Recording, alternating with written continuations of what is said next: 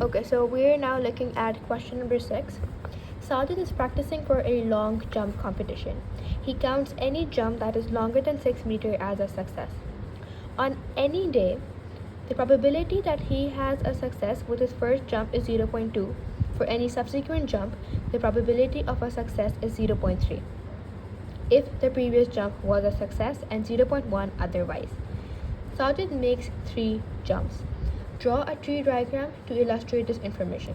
Okay, so as for the first part, we know that we have success,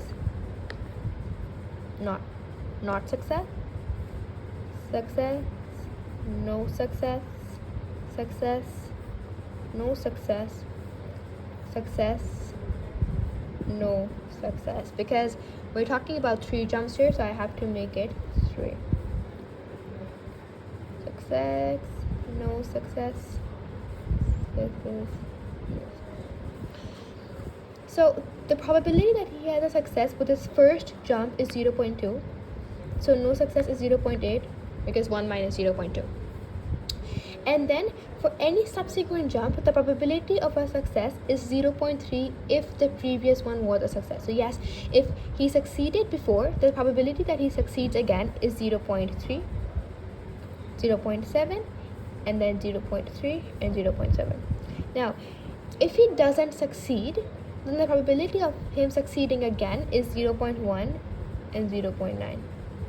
The same goes here, 0.1, 0.9, 0.3, and 0.7. And 0.1 and 0.9. This was our A part.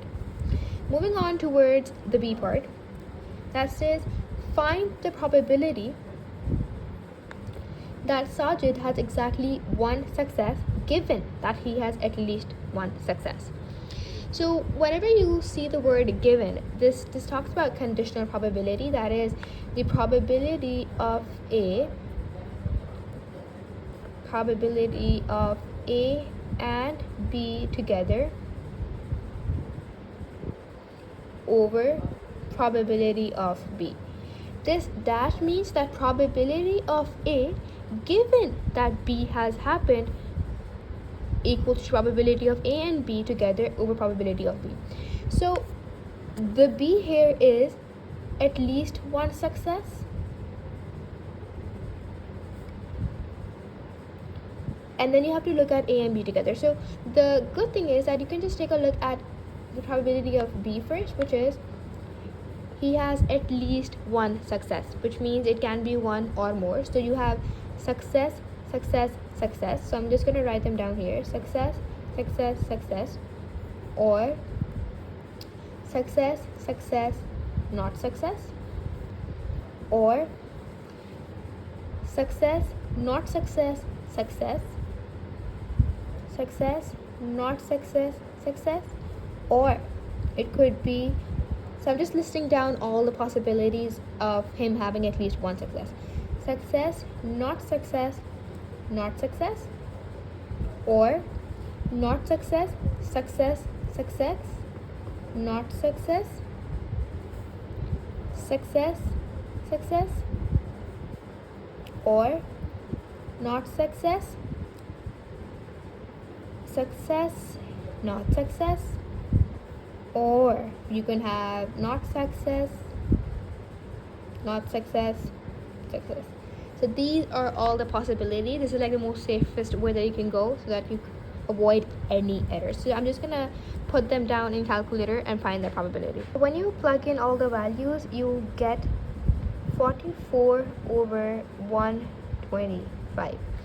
Now that we have dealt with the probability of B, let's move on towards A and B together. So A was exactly 1 success. So you have to look at them simultaneously.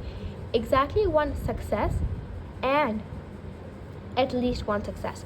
So for that, when you're looking at A and B together,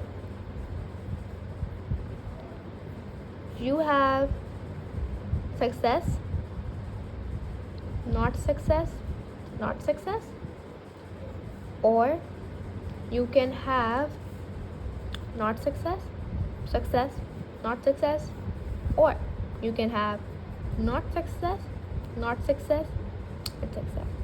So when you plug in these values, you're going to get 0.2 into 0.7 into 0.9 plus you have 0.8 into 0.1 into 0.7 or 0.8 into 0.9 into 0.1, and you get 127 over 500.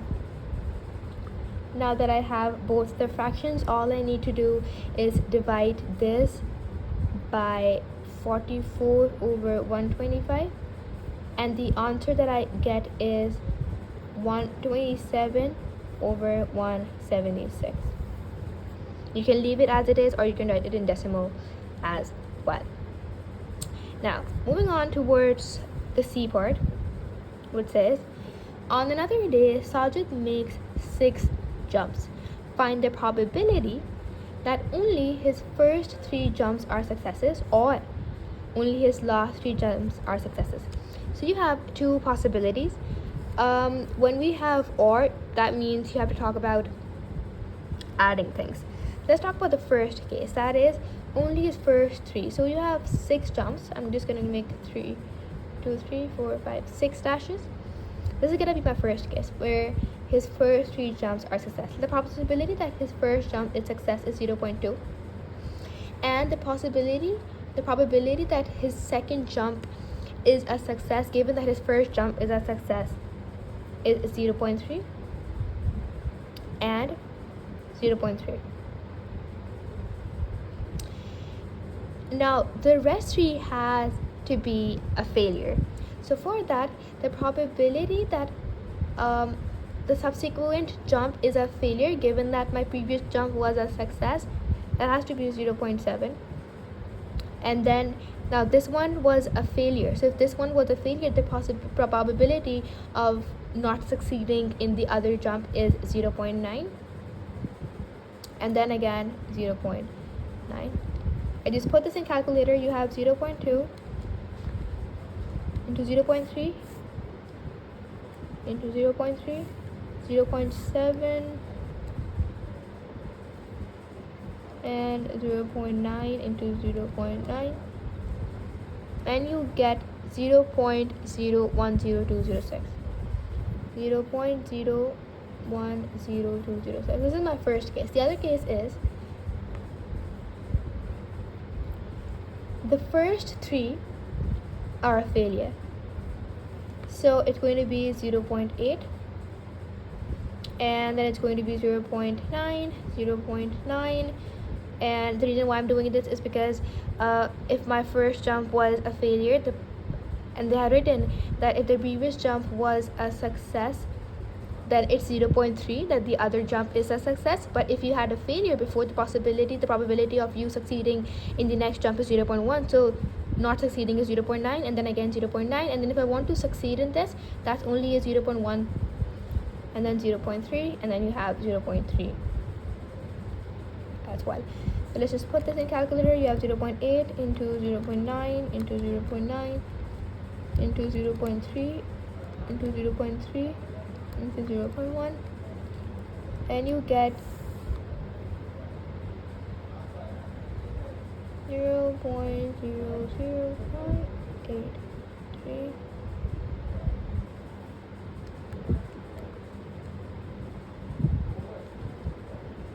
and your answer is 0.016038, and that is the final answer of the last part. Hope this helped. If you have any confusion, feel free to drop down in the comments. Thank you.